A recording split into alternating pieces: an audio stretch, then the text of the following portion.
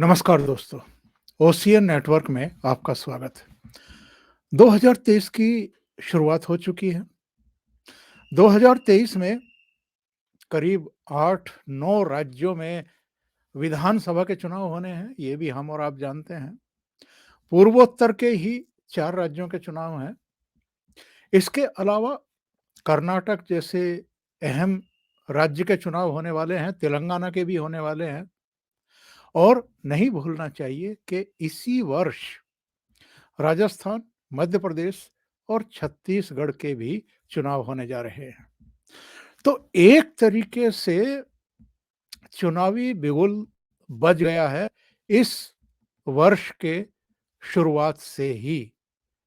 2022 का जब वर्ष शुरू हुआ था, तो शुरू के कुछ ही महीनों में 5 राज्यों में चुनाव हुए थे। उत्तर प्रदेश, उत्तराखंड, पंजाब, मणिपुर और गोवा। जरा याद करिए, पंजाब ही केवल कांग्रेस के हाथों से नहीं निकला था और वहां वो बहुत बुरी तरीके से नहीं हारी थी। जो शेष 4 राज्य हैं, यानी उत्तर प्रदेश, वहां उसका, जिसको कहते हैं ना कि सूपड़ा साफ हो गया। उत्तराखंड में जबकि back to back Bharatiya Janata party ने 3 मुख्यमंत्री बदल दिए थे, 2 चेहरे तो बदल ही दिए थे, वहां भी वो वापसी कर पाने में असफल रही। इसी तरीके से चाहे गोवा हो, मणिपुर हो, वहां भी भारतीय जनता पार्टी न केवल अपना वोट प्रतिशत बढ़ा करके सत्ता में लौटी, बल्कि कांग्रेस के पैर भी उसने जमीन पर नहीं लगने दिए। उत्तराखंड में उसका वोट शेयर जरूर घटा, लेकिन उसने वापसी कर ली। उसका जो खेवनहार था, कैप्टन था पुष्कर सिंह धामी, वो हार गया, लेकिन उसने नौका पार लगा दी। अब 2023 पर सबकी निगाहें टिकी हुई हैं। छत्तीसगढ़ में क्या होगा? बड़ा प्रश्न चिन्ह है। क्या भारतीय जनता पार्टी 5 साल बाद वापसी कर पाएगी, या इस राज्य में कांग्रेस इतिहास रचेगी? इस मायने में कि आम तौर पर इधर हम जो देख रहे हैं ट्रेंड, कम से कम कांग्रेस रूल्ड स्टेट का 5 साल बाद वो वापसी कर नहीं पाती है। इतनी एंटी इनकम्बेंसी उसके खिलाफ हो जाती है कि वो सत्ता से बाहर हो जाती है। तो क्या होगा वहां पर, ये देखने वाली बात होगी। मध्य प्रदेश में अभी राहुल गांधी ने एक प्रेस कॉन्फ्रेंस में दावा किया है दिल्ली में कि सब अंडर करंट जो है, लोगों में बड़ी नाराजगी है भारतीय जनता पार्टी को लेकर के, और वहां तो कांग्रेस वापसी करेगी। उन्होंने कहा कि साहब, ये तो सरकार जो बनी है वहां, वो लूटी हुई सरकार है, खरीदी हुई सरकार है। यानी ज्योतिरादित्य सिंधिया पर एक तरीके से वो अटैक कर रहे हैं भारतीय जनता पार्टी के साथ साथ। राजस्थान में कोई कितने दावे करे, कांग्रेस कितने दावे करे, अशोक गहलोत या सचिन पायलट, चाहे वहां फेरबदल भी हो जाए, सचिन पायलट को भी कमान सौंप दी जाए, लेकिन जो वहां से खबरें आ रही हैं उसमें तो यही पता चल रहा है कि भारतीय जनता पार्टी वापसी कर लेगी। कर्नाटक में भारतीय जनता पार्टी के सामने दिक्कतें हैं, वहां वापसी करेगी तो कोई चमत्कार ही होगा। इसलिए एक और स्टेट ऐसा है जहां कांग्रेस और जनता दल एस मिलकर के अगर चुनाव लड़े, ठीक ठाक तरीके से लड़े, तो भारतीय जनता पार्टी के लिए मुश्किलें होंगी। तेलंगाना में अभी भारतीय जनता पार्टी अपनी सीटें और वोट शेयर बढ़ा सकती है, पर सत्ता में वहां आ जाएगी, इसकी संभावना कम से कम अभी तक जो चुनावी समीक्षक हैं, पर्यवेक्षक हैं, जानकार हैं तेलंगाना के, आंध्रा के, वो ऐसा दावा नहीं कर रहे हैं। आगे चल कर के क्या सूरत हाल बनती है, ये देखने वाली बात होगी।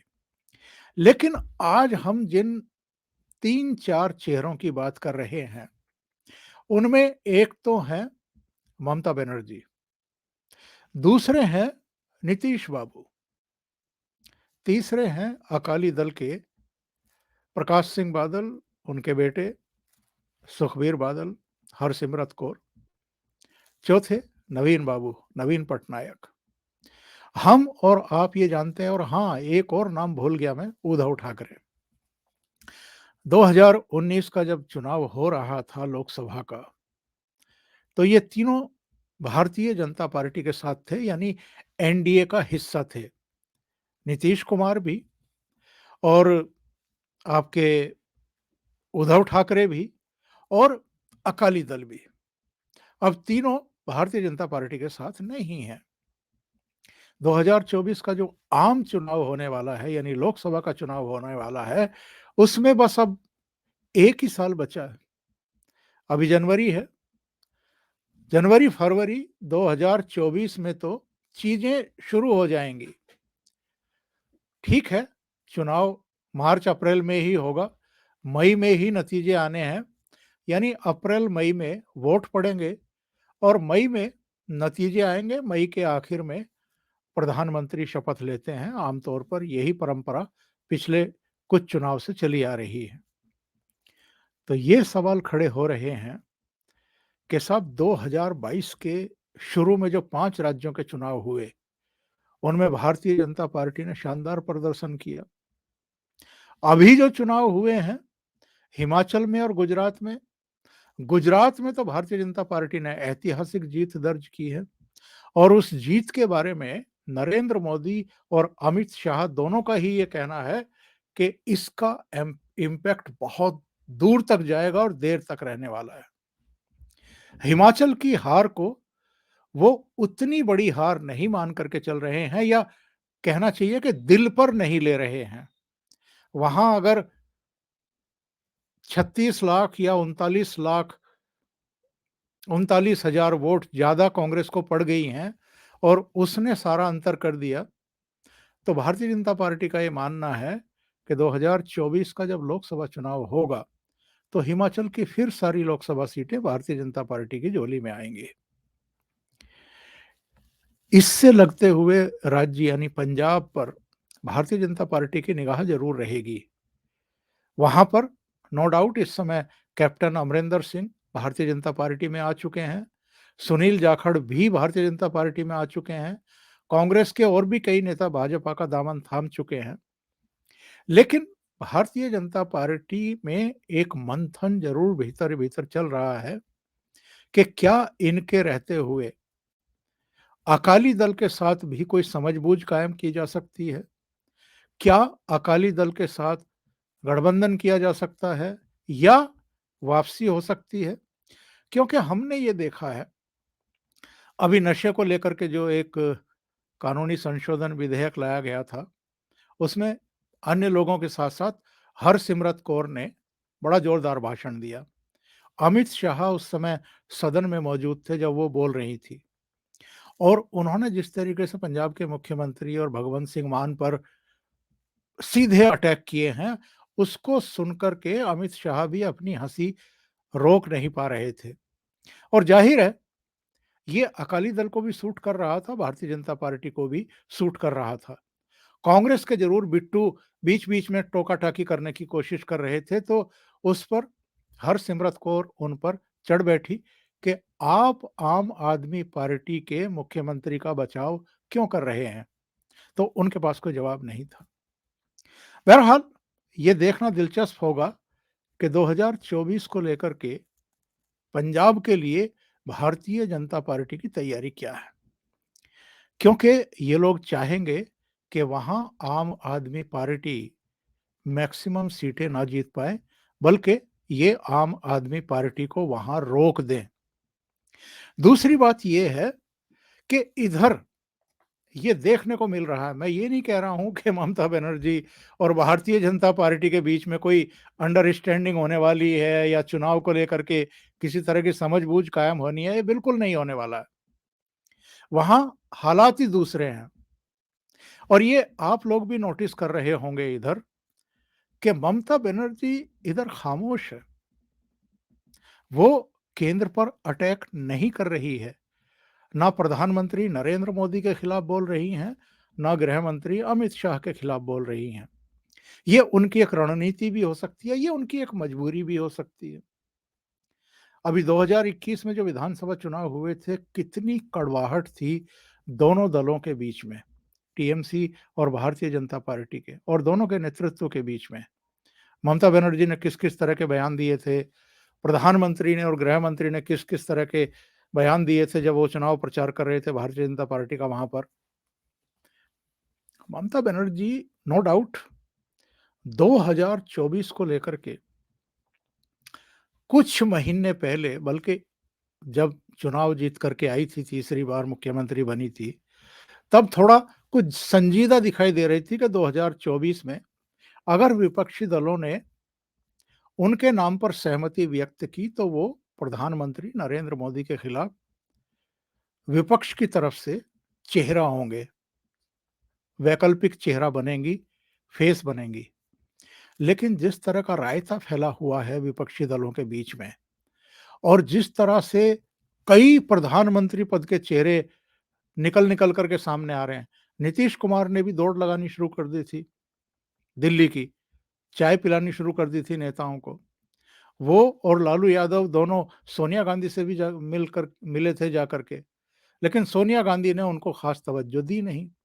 ये कह कर के टाल दिया कि चूंकि अभी राष्ट्रीय अध्यक्ष का चुनाव होना है, तो जो अध्यक्ष चुना जाएगा आप लोग आगे उससे बातचीत करिएगा, उससे आगे बात बढ़ाइएगा। ये लोग सोनिया गांधी के मन की लेना चाहते होंगे कि राहुल गांधी को लेकर के वो कितनी संजीदा हैं 2024 को के लिए। अब राहुल गांधी को लेकर के सोनिया गांधी और खुद राहुल गांधी और उनका जो थिंक टैंक है वो कितना संजीदा है, अब इनको सबको अंदाजा हो गया है।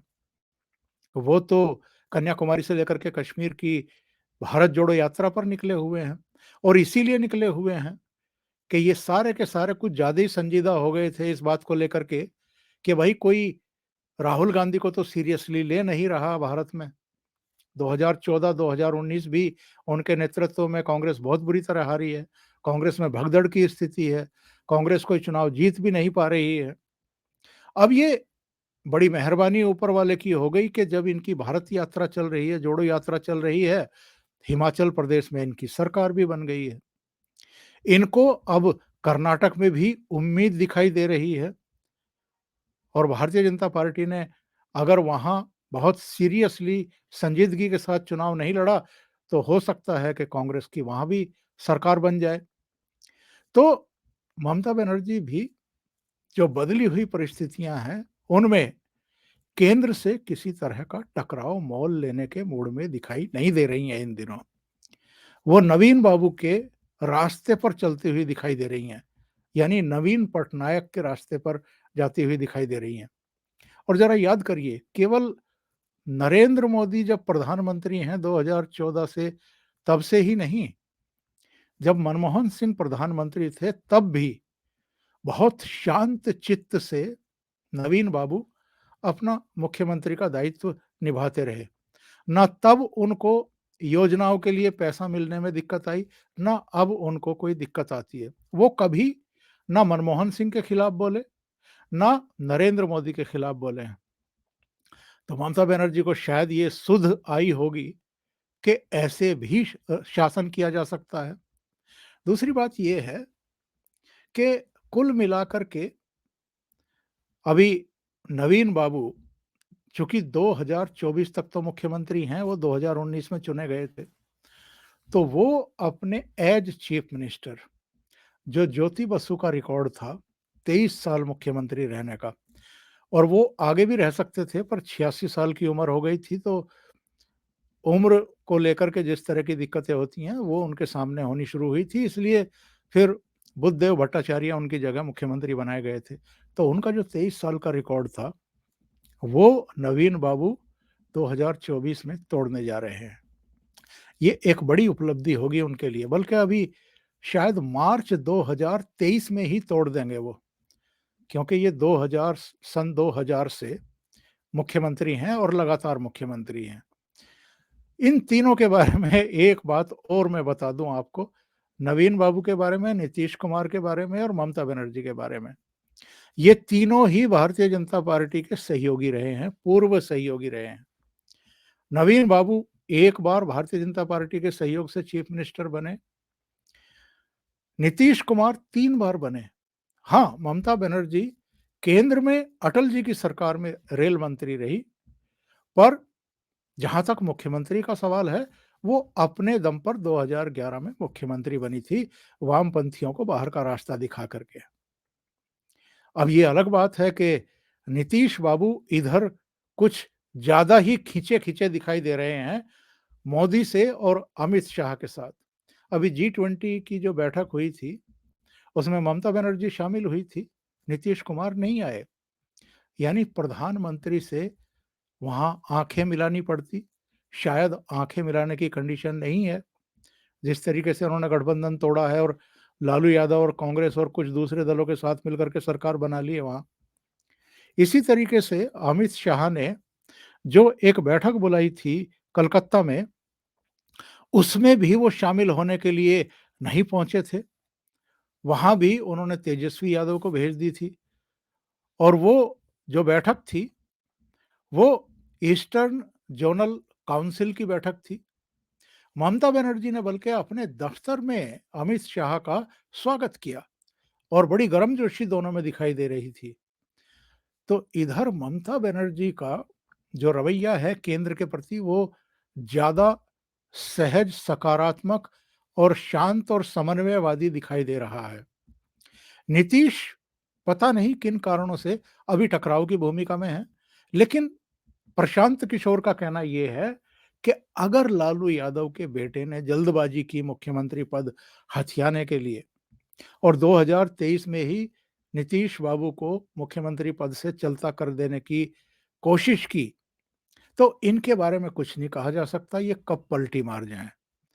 लेकिन अब भारतीय जनता पार्टी का नेतृत्व शायद नीतीश कुमार ने जिस तरह के ये उलट बांसी वाले दांव खेले हैं, उससे काफी नाराज हैं और वो शायद ही अब नीतीश कुमार के साथ जाएं।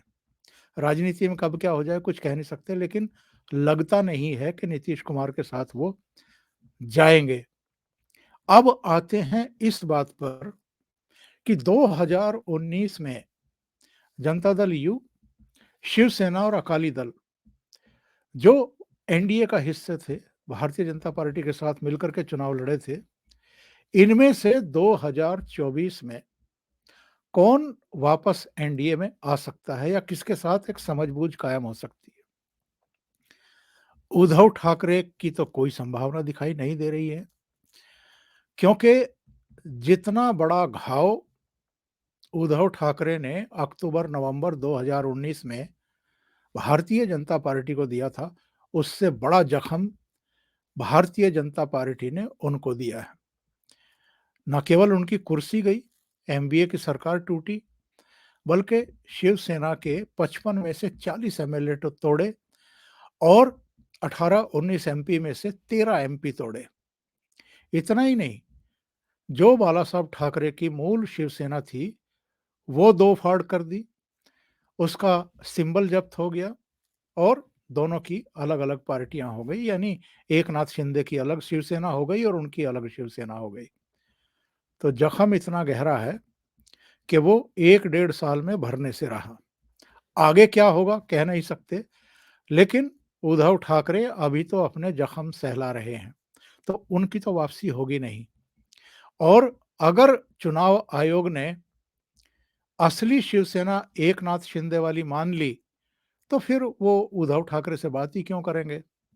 फिर तो एकनाथ शिंदे उनके साथ हैं और 2024 का जो लोकसभा चुनाव है, वो इनके आपसी तालमेल से लड़ा जाएगा। जहां तक अकाली दल का सवाल है, तो वो मैंने बताया, उनसे समझबूझ कायम हो सकती है, क्योंकि प्रकाश सिंह बादल का नरेंद्र मोदी भी सम्मान करते हैं और जल्दबाजी में इन लोगों ने वो जो 3 कृषि कानूनों के खिलाफ आंदोलन चल रहा था, उसके प्रेशर में आकर के इन्होंने गठबंधन तोड़ दिया। हरसिमरत कौर केंद्रीय मंत्री पद से भी इस्तीफा देकर के चली गई। बाद में ये लोग जरूर पछताए होंगे कि इन्होंने बहुत बड़ी गलती कर दी, क्योंकि विधानसभा चुनाव में इनकी ठीक से मरम्मत हुई है, इनको कुछ नहीं मिला और भारतीय जनता पार्टी को भी नहीं मिला, पर भारतीय जनता पार्टी कभी पंजाब में कोई अपने बल पर ताकत रही भी नहीं थी। तो सबकी निगाहें इस पर टिकी हुई हैं कि 2024 के लिए भारतीय जनता पार्टी का नेतृत्व जो रणनीति बना रहा है, उस रणनीति में आगे चल कर के कौन-कौन एनडीए का और भारतीय जनता पार्टी का सहयोगी बनेगा। अभी के लिए इतना ही। बहुत-बहुत धन्यवाद। अगर आपको ये चैनल और इसके कंटेंट पसंद आ रहे हैं, तो लाइक करें, कमेंट करें, वीडियो को शेयर भी करें। अभी तक अगर आपने ये चैनल सब्सक्राइब नहीं किया है, तो सब्सक्राइब कर लें और साथ में लगे बेल आइकॉन को दबा दें, ताकि आगे आने वाले वीडियो और उनके नोटिफिकेशन आप तक पहुंचते रहें। बहुत-बहुत धन्यवाद। नमस्कार।